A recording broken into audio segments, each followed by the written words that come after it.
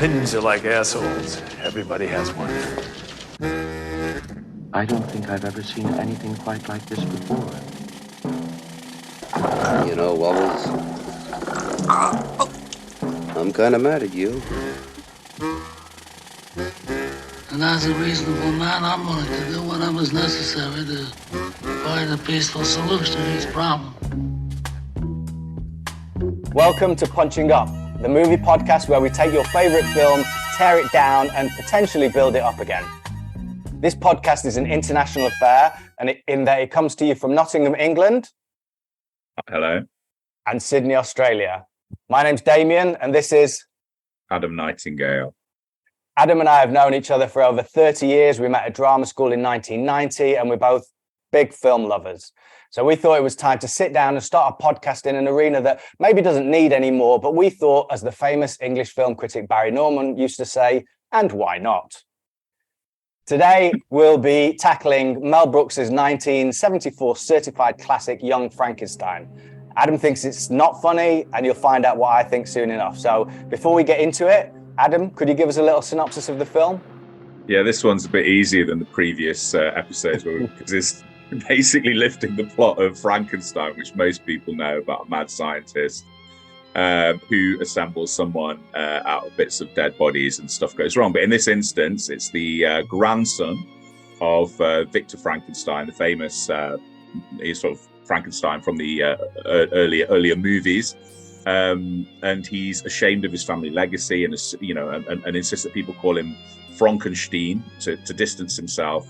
He receives a will from his dead grandfather that sort of cedes him the castle and the laboratory, and he goes there and tries to resist the temptation, the genetic pull to become the old Baron, ends up sort of submitting to this temptation, reassembling the monster, and then all sorts of comedic shenanigans ensue involving his the sort of grandson of Igor, who's this sort of hilarious hunchback figure, and parodies of sequences from mainly Frankenstein and Bride of Frankenstein, when the monster goes on the rampage, and there's big jokes about, because the monster's bigger, his willy's bigger as well. And there's a musical routine that's sort of visualized behind Damian, where in order to show that the monster's civilized, they put on a dance routine of putting on the wrist. And basically what I'm saying is, I haven't really got a plot. After a certain point, there's a succession of sketches sending up mainly the first three Frankenstein films with Boris Karloff, and it has an array of comic actors beloved to Mel Brooks doing their turns and their shtick. Amazing. anything you'd like to add to that? No, that's brilliant, mate. That's brilliant. Yeah, it's exactly that. Yeah. The inception of the film. So Gene Wilder was coming to the end of filming Blazing Saddles in 1973, and he was jotting down this idea for a new Frankenstein film, the grandson of Frankenstein, as you said. And he was speaking to his agent, Mike Medavoy, who asked him if he wanted to make a film with Peter Boyle, over there, Peter Boyle, and over on Adam's side, Marty Feldman.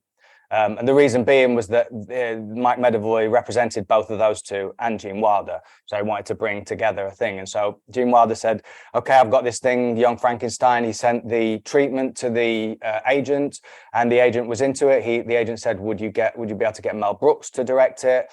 He said that he wasn't sure Mel Brooks would do it because usually he does his own stuff. But he goes over to Mel Brooks, talks to him about it, convinces him, ends up Mel Brooks directing it and co-writing it with Gene Wilder. And funnily enough, the credits say Gene Wilder and Mel Brooks. So obviously it was Gene Wilder's idea. And yeah, they write this film, and off the back of Blazing Saddles, and I think they start filming it in spring 1974, and it is released in December 1974. So by the time they're filming Young Frankenstein, Blazing Saddles, I don't think had even been released yet. So I think Blazing Saddles was released in 74, same year as Young Frankenstein. Yeah. So yeah, there's lots to talk about. They wanted it filmed in black and white to pay homage to the original James Whale 1931 Frankenstein and the series that you just talked about. The first company that they were originally going to film it with was Columbia, and Columbia didn't want to give them enough money, and they didn't want to do it in black and white, so they ended up taking it to Alan Ladd Jr. at 20th Century Fox, who agreed to the black and white and a bigger budget. I think Gene Wilder had a stipulation that he didn't want Mel Brooks in the film because Mel Brooks is like known to break the fourth wall, and I think Gene Wilder wanted it to be a much more serious piece, and I think the thinking behind it was the more serious it was, the funnier it would be, which kind of works. I enjoyed it. I did enjoy it. Didn't think it was hilarious. The funniest in the film were the women by far. Madeline Kahn is incredible. Her first scene, that was where I laughed out loud when he's saying goodbye to her on the train. Taffeta, darling. Brilliant. It's really very funny. Her timing is ridiculous. They did a lot of improvisation apparently during the film, and the set was meant to be the funnest set ever. Everybody who talks about anybody who was on the set or was around at that time, lots of fun, lots of happiness, lots of frivolity, lots of laughs, and why not? It's a comedy that kind of came out and did really well. Yeah, did so well. So well that it's on the AFI list of 100 greatest comedies. Comes in, I think. Just let me check my notes. What number was it? I think it was. Let me have a look. It was number 13 of the 100 funniest movies of all time. Wow. Yeah. And is largely cited by all and sundry as one of Mel Brooks' best films and one of the best comedies ever made. And I've got an issue with it, otherwise we wouldn't have a podcast. I have to say, I do like comedy. I love comedies. I actually really, really like Mel Brooks. I always had memories of finding the film really, really funny. And then I was forced to screen it at a film night, or like a film club that I ran, which you attended one of my least successful screenings, didn't you? It was a lot of fun. I did enjoy it. Yeah. You came all the way over from Australia just to see me screen The Favourite to an empty room of 6 people, all of whom were friends of mine. But one of the more successful screenings we had was a Halloween screening, and I wanted to screen another horror comedy, which is never going to be on Punching Up, which is Theatre of Blood, the Vincent Price horror comedy. And the lady, wonderful lady called Rose, who I work with in my day job, wanted Young Frankenstein, and we actually had a vote. We had an online vote, and I lost by 1 vote. And I didn't vote. And Rose did. So anybody listening out there who's apathetic about voting, this is why you have to vote. It's important to vote. And so I had to screen Young Frankenstein, and I remember sitting there thinking, all right, it's going to be fun. I concede defeat. I remember sitting there and just thinking, when am I going to start laughing? And then my laughter turned to annoyance, and I'll tell you why. Gene Wilder and Marty Feldman. I agree with you. I'm a bit ambivalent on the fence about Madeline Kahn, I have to say. Terry Garr, I think, almost wonderful. Terry Garr is amazing. Yeah. I sort of love Terry Garr. And maybe when I was in my teens was in love with Terry Garr ever since I saw her in Tootsie. I think she steals the movie from under like Jessica Lange's feet, and Jessica Lange got the Oscar and she got the Oscar nomination. I'm sort of digressing, but I think there was so much. It's weird that Mel Gibson not Mel Gibson, that would be a completely different film. Mel Gibson's Young Frankenstein, I'd watch that. It's weird that Gene Wilder, who seemed to exert a lot of control over the film, and then in some areas ceded to Mel Brooks, was worried about the fourth wall breaking from Mel Brooks, because there's so much fourth wall breaking, mainly from Marty Feldman, who just mugs. Like, he's obviously, for those who don't know Marty Feldman, he was what can you say about Marty Feldman? I don't want to sort of just he was an English actor that sort of came up around the time of Monty Python. He had Monty Python, Spike Milligan, a lot of those kind of surreal comedians from the 60s, English comedians that were just a little bit different and, you know, not run of the mill. And he's got these bugging out eyes. And I think that kind of, you know, propelled him into comedy stardom. Yeah, and he was also a very, very, very, very good comedy writer. So he wrote, I'm not sure if it was a Four Yorkshiremen sketch or that was the week that was Class sketch. You know, I'm working class, so, you know, and I, you know, with Ronnie Corbett and John Cleese, and he wrote for Round the Horn, which I love. You know, I love the radio show Round the Horn, and then he started obviously appearing in his own stuff, and then he appeared on American chat shows or sketch shows, and he did. I think Gene Wilder noticed him on a Dean Martin show, and then wanted him in the film. Sorry, can I ask a question? How did he progress from England to America? Like, I think people were just looking to England, weren't they? Because it was like, you know, you got the Cambridge Footlights people, you know, out of whom came, you know, it's like Jonathan Miller, but you also got most of the Pythons. And so, you know, like all things culturally in the 60s, eyes were on England. You know, England was the place where the kind of set the mood, set the trend for a lot of what the rest of the Western world emulated culturally. And it was the same with comedy. And I think he'd done a lot on television. He had his own television show, his own sketch show. And, you know, comics watch comics, don't they? I'm always amazed when American comics know who the two Ronnies are, or Morecambe and Wise are, you know, and things like that. And it would be the same here. Gene Wilder just knew who he was. You know, he was big in England, so they wanted to break him. And at that point, Mike Medavoy had signed him, so obviously he'd been doing something right.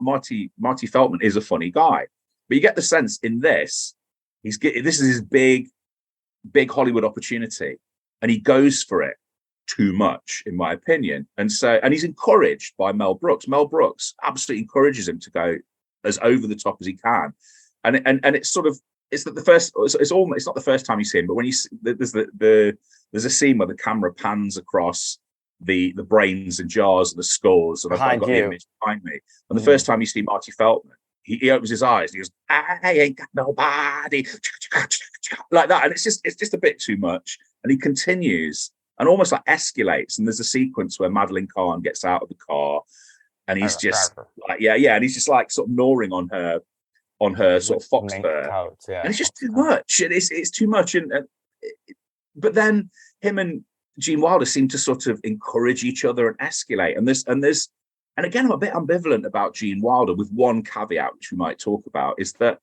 Gene Wilder's funny. I think when he's a neurotic, you know, his comedy persona is neurotic. There's a calm, and then there's a neurosis underneath it, and then the neurosis breaks out.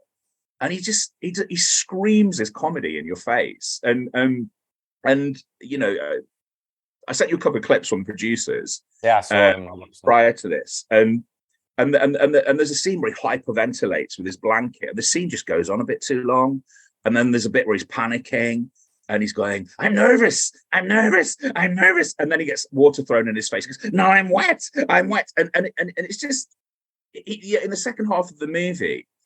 Yeah, the comedy's like screamed at you by him, and then you've got Marty Feldman mugging his face off, and it just took me out of the movie. And I was sitting there, and this is what happens to me: go from being bored to annoyed to actually angry, and then I started to question whether I like Mel Brooks at all. And from that point on. I've disliked Young Frankenstein. What I do like about the film is there are sequences that work beautifully, and I think they're the ones where they're played straight. I think Peter Boyle as the monster is brilliant. What do you think about him? Yeah, I think it's amazing. I rewatched Frankenstein, the original, and The Bride of Frankenstein, on your recommendation. Orders. And your orders. Boris Karloff does a lot of that sort of and in fact there's a moment in Frankenstein where he's coming in the bride's room, and he sees her and she's like screaming, ah, and he goes, rawr. And it's almost like a pure comedy moment that could have easily been in Young Frankenstein. Yeah. So I think what Peter Boyle then does is beautifully brings the humanity out with his growls and his guttural sounds and his non-language. It's funny in Bride of Frankenstein when Boris Karloff speaks a lot. The monster speaks a lot, doesn't he? It's quite. Yeah. It's like in the second half he does. Yeah. But yeah, I think he's brilliant. Peter Ball, just in general, is a brilliant actor, and I think this is a top performance from him. Yeah. The snatching of the butterflies when the violin is great. It's funny, as you said. I think the funniest bits are the bits that are played straight. Which Madeline Kahn, she plays it straight, although she goes for the rhythm of the humor. The first not on the lips. When he goes to kiss her and not on the lips, that was when I laughed out loud for the first time. I was like, okay. Yeah. And then the next one, the hair, and then Taffeta Darling. And then when she hides away from the kiss that he blows at her. I just think it's a brilliant choice. It's just, it's so off key and funny. And, all of Terry Garr's stuff, amazing. Yeah, she's great. And I think Peter Boyle, although he's funny, but he's utterly sincere, so he doesn't I think he doesn't for a second really. I mean, there's a few in the more some of the more saucy gags where about the size of his willy, and there's kind of winking at the camera, that kind of straight to camera. Obviously, he's not playing it, but he largely plays it. And I think probably the best sketch, if you see it as a series of connected sketches, it's probably him and Gene Hackman, because Gene Hackman has this incredible, which he asked for. He really kind of campaigned to be in the film because he's not done a comedy. And they pretty much beat for beat play out the scene in Bride of Frankenstein where Frankenstein's being hunted, everyone hates him. They even if they don't, they scream when they see him and they run away. And then he encounters a blind man, obviously can't see what he says, and the blind man just treats him kindly and feeds him and gives him a cigar. And they sort of and the sight gags in that are very good. He's feeding him hot soup and pours it on his nuts, and then he's giving him a cigar, sets his thumb on fire. But Gene Hackman plays that so beautifully. He's so sincere and creepy as well, because he's clearly kind of there's a lot of little there's not too much comedic subtext in the film, but there's a bit where and they don't really go where you think they're going to go, where the moment he starts to sort of feel Frankenstein, he goes, "Oh, you're a big brute, aren't you?" So it's like it had the monster stayed there, he'd been groomed by this old blind man, and and both of them play it dead straight, and the jokes and the situations and the sight gags, and it's sort of beautifully done. And I kind of wish the film was more that and less Buggin and Muggin from Muggin and Muggins. Buggin and Muggin from Gene Wilder and Marty. Yeah, I agree with you. I think Gene Wilder definitely shouts too much. I watched Blazing Saddles again as part of this, and enjoyed him in Blazing Saddles much more than I enjoyed him in this. He's obviously a quieter, more laid back character. Some of the jokes are sort of okay. And then I watched The Producers for the first time. I'd never seen The Producers. I wouldn't have seen The Producers had we not done this, and for the most part enjoyed The Producers. I really like Zero Mostel in it. I thought he was very funny, and he does a lot of breaking the fourth wall. But he's a seasoned sort of comedian, isn't he? And not that Gene Hackman wasn't, but Gene Hackman, that whole sort of you mean Gene Wilder? Gene Wilder, I say, Gene Wilder. The nervous energy that he has, and he builds it up into this. It's almost punching down comedy, in the sense that you're kind of having a dig at somebody who has obsessive compulsive disorder, and it just felt not funny. It's like in The Producers, where the actor comes on to play Hitler, and he does the black voice. Right. So and I just didn't like it. I thought if he'd have played it as a hippie and doing a California hippie, I think it would have been much funnier. But the fact that he's trying to sort of be to do a hip black sort of voice at the time. Are you talking about Producers? Oh no, but you're talking about the main guy. Was it Lucien Saint-Dubois who ends up playing Hitler? Are you talking about him, or another hippie in the film? Yeah, I'm talking about him. I love him. I never saw him. I never saw him as trying to do a black voice in that. If you listen to it, mate, it's pure. Hey, I'm hip, man. It's like that airplane sort of, hip language, and I don't know. It just didn't sit well with me. I thought like it's a choice that I don't know that is that funny, Yeah. Anyway. Whereas weirdly enough, I'd always cited The Producers as my favorite Mel Brooks film. And then when I watched it, I don't think it is. I think I just really like the musical comedy in it. And I love the, I don't know, you probably didn't like it, but I absolutely love the Love Hour audition. So for those who haven't seen The Producers, the guy that we were just talking about, I think it's played by Dick Shawn, who's, the hippie who they end up casting in a Broadway production of Hitler, Springtime for Hitler. He does this, they do a pastiche, don't they, of a sort of a 60s loving sort of mamas and papas style song, and that to this day is one of my favorite bits of musical comedy.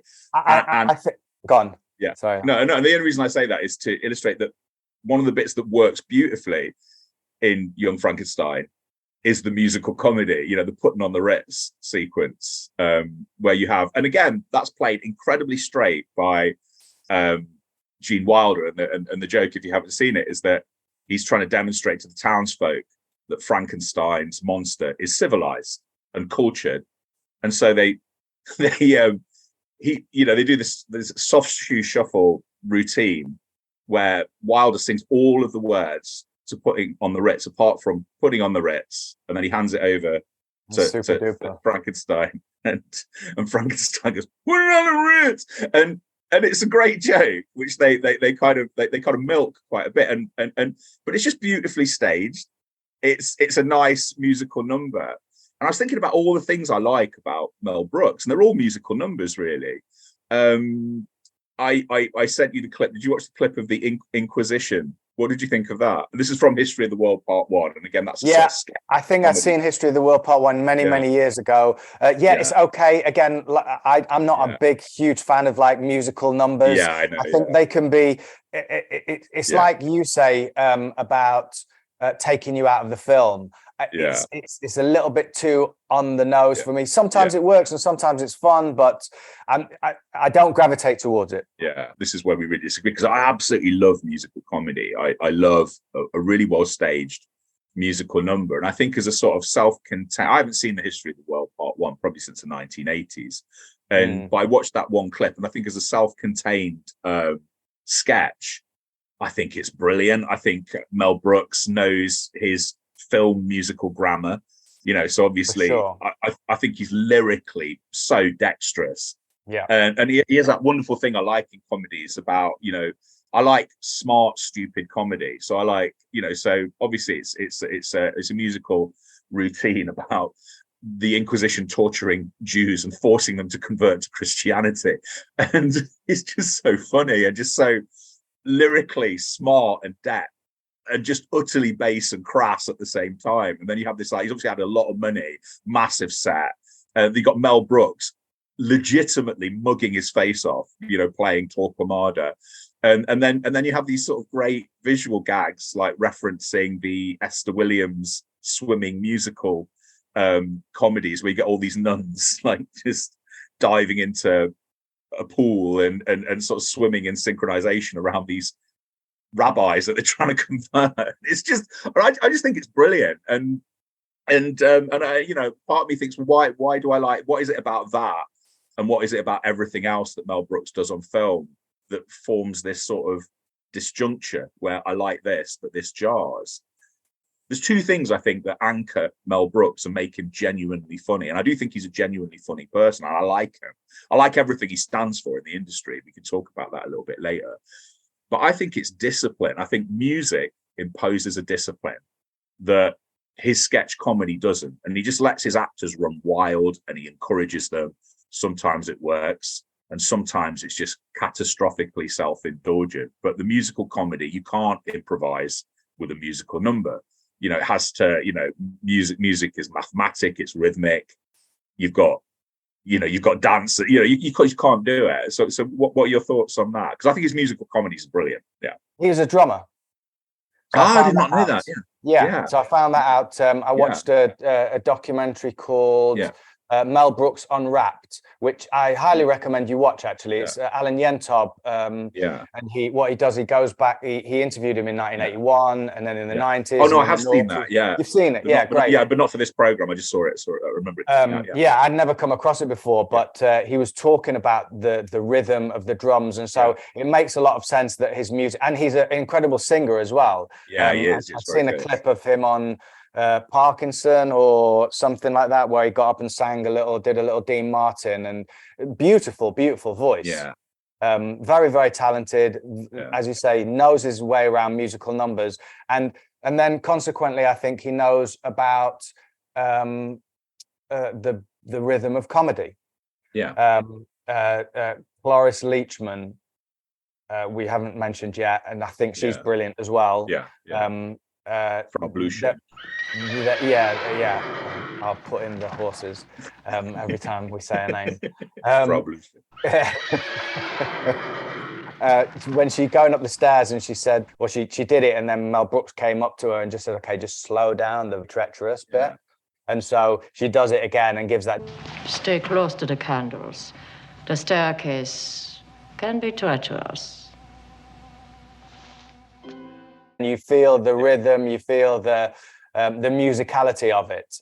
So I think I agree with you. I think his Springtime for Hitler's brilliant. Like that whole piece, I thought was just amazing.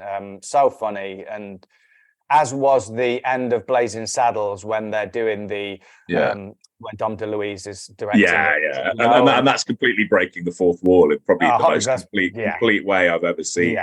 And it is absolutely brilliant. Like I was fully like that whole last section is just anarchic in a punk rock way that is just you don't get to see in traditional Hollywood films at all. And so but also I think the opening song to Blazing Saddles, which is really sly because it's Frankie Lane singing, a song that, for all intents and purposes, in any other Western would be, it would stand to open a sort of 1950s Western. But what makes it funny is this like slightly offbeat whip cracking in the background, just too loudly.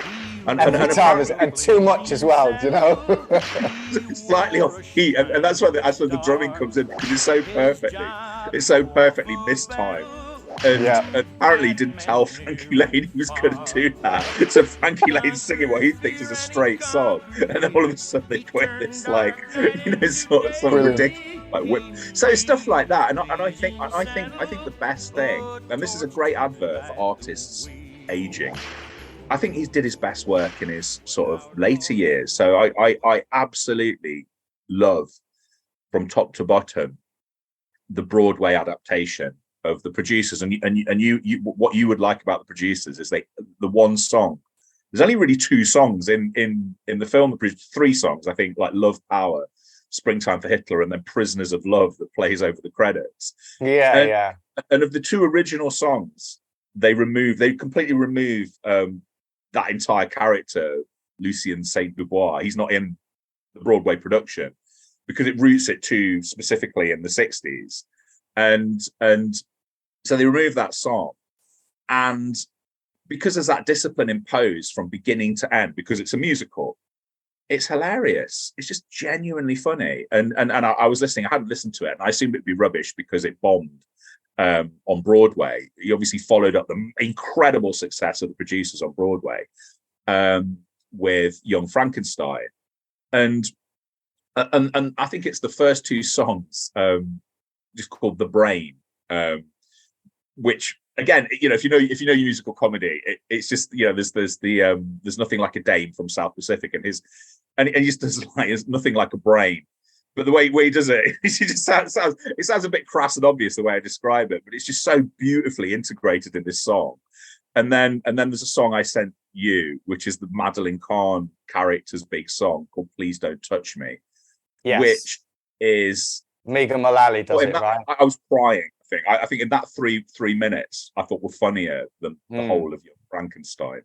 Yeah, it didn't work for me. I mean, it's I know. Yeah. What is it about musical comedy? Because we're gonna force you to do. I say we. I'm using the Royal We because only two of us. Yeah, you and your two mates behind you. I've been working on you. We're gonna have to get you to do a musical. You can do the whole genre if you want, but it's I like, don't please. I don't hate all musicals. I'm just not drawn to them. I think I like West Side Story. I remember I liked Fiddler on the Roof, although I haven't seen it for a long time. I don't know. Maybe it's just so when we were at drama school, we were on the acting course, and there was there was a slight stigma between the actors and the musical theatres. It was like the actors felt like they're Brando, and the musical theatres were those tits and teeth, Now I don't really fully ascribe to that, subscribe or proscribe. I'll cut out the ones that don't work. No, leave them in. Leave our flaws in. Okay, flaws hang out. I don't ascribe to them, but I'm just not drawn to it. I mean, I remember when we first went to drama school, I'd see the musical theatre lot sat around the piano with somebody playing the piano, and then all of them around there singing Les Mis. And I've never seen One Day More, weren't they? One Day More, and they just I can't take it, mate. So. Yeah, and I've done a couple of musicals. Well, I did a panto, and I did a musical version of Phoenix and the Carpet, where I've had to sing, and it was fun. We did a little singing, a little dancing, but it's not really for me. And we sang together in the end of year drama showcase. Do you remember that? What did we sing? You blocked it from your memory. See, this is turning into a therapy session, listeners, because Damian's hatred of musicals comes from PTSD as a consequence of 3 years of going on to. We had to explain. We went to Guildford School of Acting, which is the top, or was, like probably still is, I don't know, top musical theatre school, but it did have a parallel acting course. It was top musical theatre school in the country, and I think at that point, the year before we started, we both of us between us probably downgraded its status. It was like the number 1 accredited drama school, and then I think we got there and it just plummeted. Yeah, it just plummeted, and we were forced, part and parcel of going there is that you had to do, especially in the first 2 years, a degree of musical theatre training that was imposed on you, like singing in front of people, purgatorial, torturous dance lessons. First time. Well, actually, not the first time, but the first time I'd worn tights in public and things public. Like public, as in amongst your peers and things like that. And so I reckon you're mentally scarred from having. So tell me what the song was that we sang at the end of the. It was from. Can I sing it? I can sing it to you if you like. Please. No, it was. Was it from? It was from Bandwagon.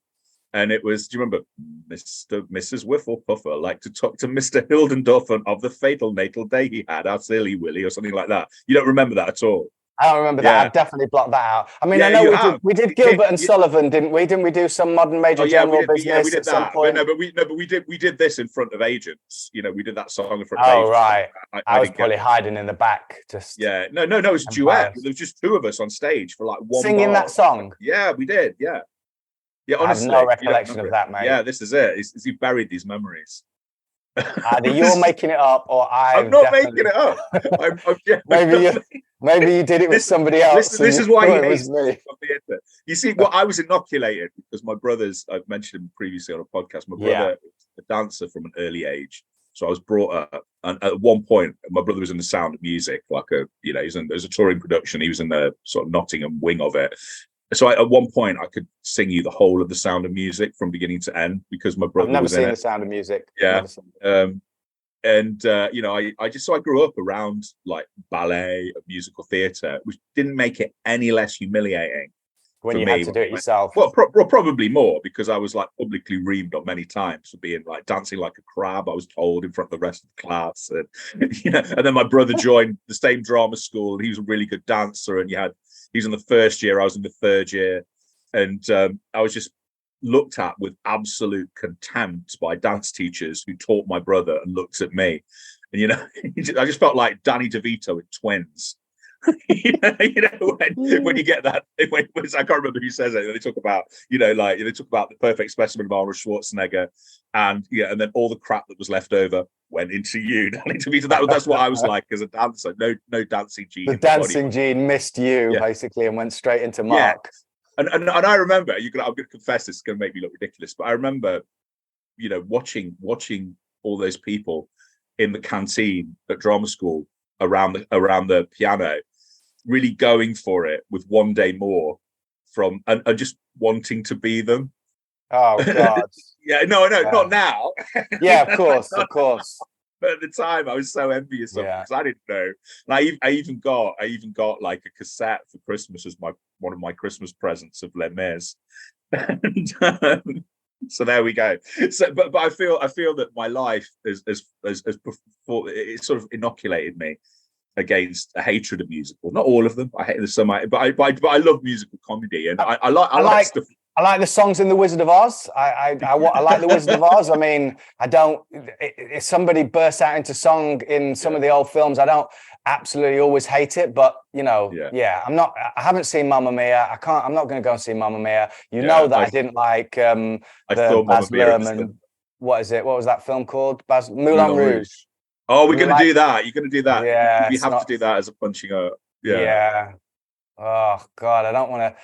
See, so far we've had a bit of a theme, like you're the grumpy old man who basically hates everything, and I'm the sort of like the scales of justice going, come on mate, be fair. So okay, you want me, I can play the antagonist, that's totally fine. Well, no, I just want you to get better. Yeah. Just want you to confront this trauma and move on. Maybe enjoy music. Going back to Young Frankenstein, Kenneth Mars was very funny as Inspector Kemp, but he's basically doing a sort of wound up version of his character from The Producers, right? Playing the writer. And again, I didn't find him that funny. I thought initially I was really amazed at his like physical comedy because he plays the inspector who's had his arm ripped off in a previous very strange Lovian, mate. Yeah, and very, very, very good physical acting, but the first two times you see it. And then by the end, and I felt like his accent was a bit just too much, and that kind of can't quite understand what he's saying. His accent's too much in The Producers, though, as well. No, just going to agree with you. He's not my favourite character in The Producers. I find that the bits where they go and visit him and it's like pigeon loft, just like that's your pee break moment, isn't it? Yeah. No, I like that. When he started to sing Deutschland über alles, like that made me laugh. I liked his the intentionality of his character, and but him sat in the audience getting upset and trying to kill them, I didn't mind him. I thought he was quite funny. In it. But the other thing that you put me onto, that I think makes Mel Brooks's non-musical comedy excellent, is another person to anchor him. So you, prior to making movies, obviously he was known as an incredible scriptwriter. He worked with Sid Caesar. Sid Caesar, alongside Neil Simon, I think, and Woody Allen. Woody Allen. A bunch of them. And then he sort of throws in with Carl Reiner, and they do these phenomenal sketches called The 2,000-Year-Old Man. So you introduced me. Well, I'd heard of it, but you pushed me in the direction of watching some sketches, which I thought were some of the funniest things I've seen Mel Brooks put his name to. Can you explain the concept of The 2,000-Year-Old Man? Yeah, so apparently they just used to do it at parties together. And they kind of did it to just play off each other. Carl Reiner would always throw the sort of the most random kind of question, and the premise is that Mel Brooks is 2,000 years old, and so he was around 2,000 years ago, and so Carl Reiner, as a straight man from now, was asking him questions about what it was like 2,000 years ago, and he would just make up the most ridiculous stuff, and obviously the more ridiculous the question, the better the comedy, because like Carl Reiner was saying, that with comedians, when you push them into corners, they come out with their best stuff. When they're and I think that they just carried on working it, and then they were told, you might as well put it onto a record, you might as well, and I think they were a bit worried about that once they put it down, it would sort of lose its edge and lose its sort of freedom. I think they put it on a record that Cary Grant heard and really liked, and apparently played the Queen Mother at some point. I don't know if that's true. And apparently she really liked it. This Mel Brooks told that story. And it's very funny, The 2,000-Year-Old Man. And I think the reason it works is because Brooks has someone to anchor him.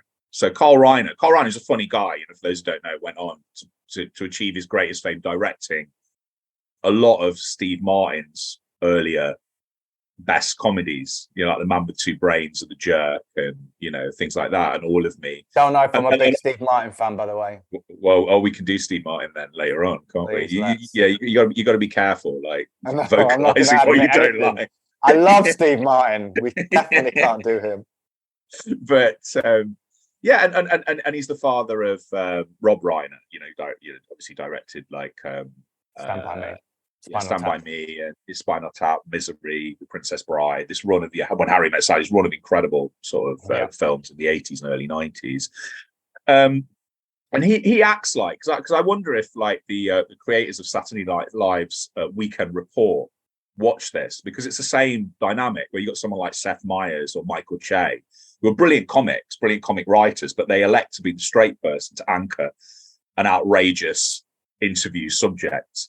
And that's why it works, again, because it's discipline. There's a discipline imposed on Mel Brooks. And I listened to a routine, and then I watched them do it live, or rather recording of them do it live. And the interesting thing is it's funnier when you listen to it, because what you've got when you watch it is all of Mel Brooks's hand comedies, physical kind of, sort of comedy, which distracts. Is mugging, which distracts from the verbal comedy. And so I agree. But when you're just listening to them, you have, another comic earthing a more anarchic, chaotic comic personality. Yeah. And what you have is this classic bit of comedy. And so I have to say, no, I like Mel Brooks enormously, and I always want to like his movies more than I do. And I love his musical comedy. I love his theatre work. I like him as a man, and as a producer. He's sort of basically launched or elevated some very interesting careers, because he produced The Elephant Man. He produced The Fly, David Cronenberg's The Fly. Those were his two big sort of landmark movies, and then lots of kind of probably not quite as interesting, but sort of creative films that may not have got the green light had he not thrown his money and his weight behind it. And I like the fact that he's a long-time married man. That his relationship with Anne Bancroft's very moving. It's beautiful. Or did you talk about musical comedy? Did you see? I didn't send you the clip because I thought I just drowned you in musical comedy. Otherwise, there's. I would have cancelled the podcast, mate. I was like, one more. If he sends me one more, mate, it's over. The comedy musical straw that broke the Song and Dance Camel's back, if that makes any kind of sense. Absolutely. And it was because he did a remake of the Ernst Lubitsch comedy To Be or Not to Be, which I remember seeing at the cinema. My teens not finding very. You sent it me, the Hitler rap. Oh no, not the rap. That was to promote it. Okay. But there's actually a scene in the film where him and Anne Bancroft sing "Sweet Georgie Brown" in Polish. That's the joke, but they do it perfectly, and it's fine in the film. But then there's a kind of I'm not sure what program it's from. It's like an audience with Mel Brooks, and they're considerably older. Yes, Anne Bancroft's still looking absolutely beautiful in her sort of probably late 60s, and Mel Brooks calls her out of the audience. Obviously set up. He calls her out of the audience, and they do the routine again as an old married couple, and it's technically brilliant and really sweet and moving. Because they've and I like the child they've raised. I like Max Brooks, author of World War Z. If you ever see an interview with him, he's a fascinating guy, really interesting guy. He had a very, very, very kind of unique education because he had dyslexia when it wasn't being diagnosed. And Anne Bancroft took time off from a film career just to basically sort of home educate him, using a lot of what would have been at the time sort of slightly unorthodox education philosophies when dyslexia wasn't being properly recognized, to raise her son. And he's gone on to become, I think, a brilliant, brilliant novelist. I love I love his Bigfoot novel, Dissolution. I like the offshoots of World War Z. I've yet to read one, but he's a fascinating guy. Seems like a grounded, solid, incredibly talented guy raised by two Hollywood parents who stayed together. So as a man, I love and respect as a generally creative person. It's just when he writes and directs his own movies from beginning to end, there's always these disconnects with the shouty, undisciplined, unruly, you're just I like encouraging his comedy performers to greater levels of excess that just grates with me. Oh, yeah. I like that. I think that's fine. It doesn't necessarily make me laugh. Well, it's a bit of a problem with the comedy, though, don't you think? Well, those bits don't necessarily make me laugh. But again, we're going back to like taste. When I say I'm happy it's out there, just because I don't find it funny, but lots of people do, great. It's giving lots of people joy, you know, like. And what I do like about it, specifically what I like about Young Frankenstein is the look of it. I think that, Gerald Hirschfield, the cinematographer, lights it incredibly. You know, absolutely. It looks like the 1930s. It's got the same feel, and yet it's been made, 40 years later. Let's talk quickly about Kenneth Strickfaden, who did the props that were just left in his garage. And I don't know how Mel Brooks found out and Gene Wilder found out about it, but they asked him if if they could use it. And then they recreated the same laboratory in Young Frankenstein that was in the 19th, 40 years later. And then literally the same props, didn't they? Yeah. And he wasn't, did you forgive me if you just mentioned it, but he wasn't credited, was he, on the original? That's what I was just about to say. He wasn't credited in the original. So they credited him in this, which was fantastic. Again, which talks about Mel Brooks' integrity and loyalty, and he's very loyal to his actors, and I agree. I think I have to say it's probably the most beautiful looking comedy I've ever seen. I think it's just visually amazing. And especially like we did. You watch the James Whale movies, and then you watch his movie back to back. James Whale's a very sly, very very witty man. So there's a lot, not so much in the first one, but there's a lot of, I think, deliberate. There's a little bit of unintentional humor. There's a lot of deliberate humor, very waspish humor. What's the name? The maid woman, like she's out of a Carry On movie. Yeah, she's awful. But Dr. Pretorius, played by Ernest Thesiger, is, I think, a phenomenal. I mean, he's genuinely evil, genuinely sinister, but he's really funny. And deliberately so. The sequences with Dr. Pretorius in The Bride of Frankenstein almost render Young Frankenstein being irrelevant, because he's so funny, he's so dry, he's so waspish, and all of that's deliberate. The whole effete thing. I only drink gin. It's my only weakness, and I only smoke cigars. It's my only weakness. His reputation in the English. I'm just reading a biography of John Gielgud. He turns up in that, and he was one of the few like flamboyantly open gay actors in that period, and they just push that. I think just that it's a real sense-abating performance, in that he is just this incredibly like sort of waspish gay character in the middle of this sort of horror movie, and he is brilliant. He's graduated to being my favorite mad scientist in any film, and I think his scenes. I mean, he plays it perfectly, because he's a authentic villain, genuinely sinister, and incredibly funny. And I think the scene with him and Boris Karloff in the crypt is funny. It's just genuinely funny, and it's just a funny exchange between the two of them. And the fact that he doesn't know he's down there, doesn't know the monster's down there. He turns up, sees the monster, just ever so matter of factly, just adjusts and just talks to the monster as if he's. And it's just, you'd have to watch for the listeners or the viewers, if you haven't seen it. I mean, find that clip on YouTube or just watch the film. And I think that's arguably funnier in an enduring way than most of the stuff in Young Frankenstein. What do you think? Yeah, I don't know that I laughed out loud at the Pretorius bits. I liked his performance. It was obviously didn't feel as pushed comedically, but as you said, I think that playing it straight, yes, it felt like it kind of could have come out of Young Frankenstein. When I first saw Young Frankenstein, I was giving it a 3 out of 5, but I think I might sort of push that to like 3.5 now.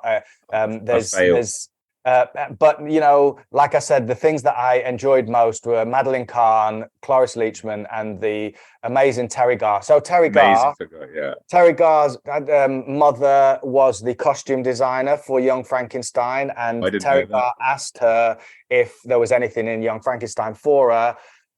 She said, "Oh well, there's Elizabeth, the wife." So they're having auditions. They go down to she goes down to a cattle call audition that apparently Farrah Fawcett's at. Goes in, auditions for Elizabeth, and they say, "Well, you're great, but Madeline Kahn's going to be playing Elizabeth."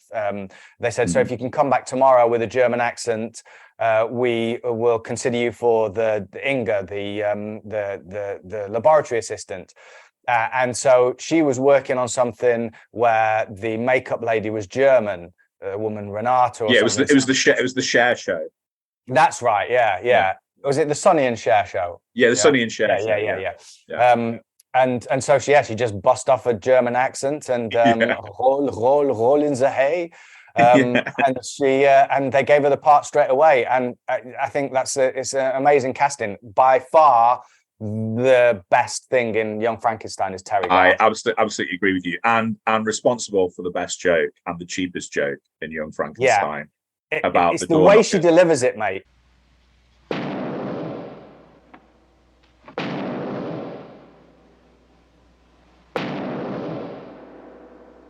What knockers! Oh, thank you, Doctor. That probably says more about me and makes a case for the film and against me, that my favorite and also Young Frankenstein musical that you sent me about Show Me Your Tits or whatever. Again, that's another.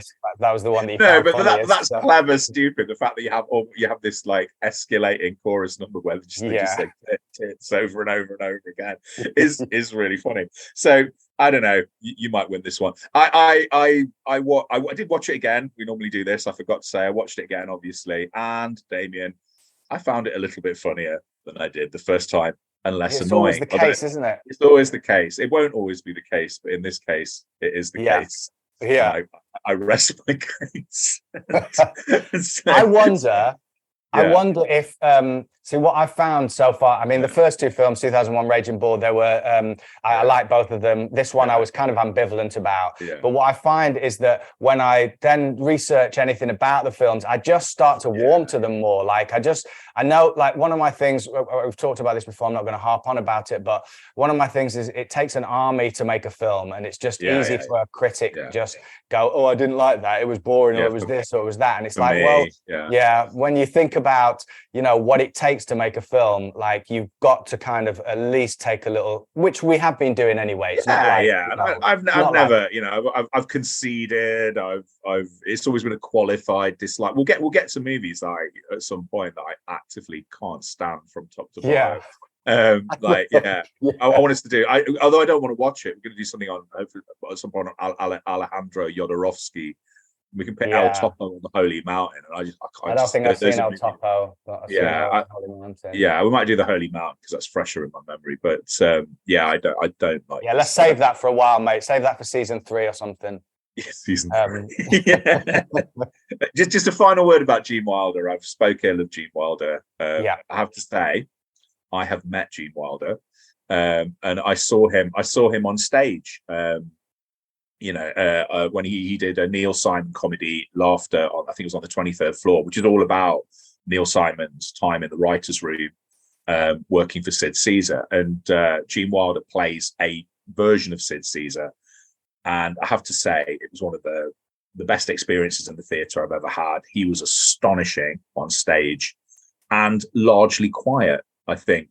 So all the chaos and the mugging, very good mugging, it has to be said, was done by all the character actors playing surrogates of like Mel Brooks, Neil Simon, I think Carl Reiner and Woody Allen. And he was just this kind of graceful, deranged sort of comedy swan in the middle of it all. And so just to say something nice. And I was just on stage door at the time. It was on in Richmond Theatre where I was working before it transferred to the West End. And I just had to pass on a message from his wife. So I had a really, really boring, mundane conversation that lasted probably 30 seconds with Gene Wilder. And he was perfectly nice. So Nice. so there we go. So Nice. there we go. Let's just end on a grace note with Gene. I've just ended the episode. I'm sorry. Is that okay to just wind it up now? Yeah, it's Anything fine. else you want to say? It's fine. and set up the next episode. Yeah, let's set up the next episode. Yeah. So the next episode is my favorite genre, which I'm gonna pick a film out of my favorite genre. Damian, what is my favorite genre of all genres? Western genre, the genre of the Western. I love the Western genre, and I'm going to pick a titan of the Western genre to have a pop at. And then after this, you have to like It's be mine. the bad It's guy. my You've got turn, to be the bad cop after this because I'm going to retire after the next episode, mate. Well, no one's watching this anyway, so it doesn't matter. Absolutely. And also, I've noticed we haven't put any contact details where people can like send me their hate. Yeah, we should definitely start saying like, if you like it, please subscribe. Give us good reviews on Apple and Spotify and all those kind of things, and tell your mates about it. Yeah. Anybody else is into and put my personal email address so I get. It's all going to you, mate. Yeah. But the him. film, I think this will send ripples of outrage through the Western loving community. The film that I've chosen to punch up at is Once Upon a Time in the West.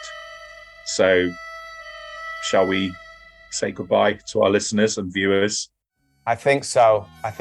Yeah. Until the next time, from Sydney, Australia. From Nottingham, England. Oh, sorry. I just stepped on your piece there. That's From okay. Nottingham, England. An apology to Damian and a goodbye. Goodbye. Until the next time. Until the next time. No, you have the last word. Give us another till next time. Till next time. Peace.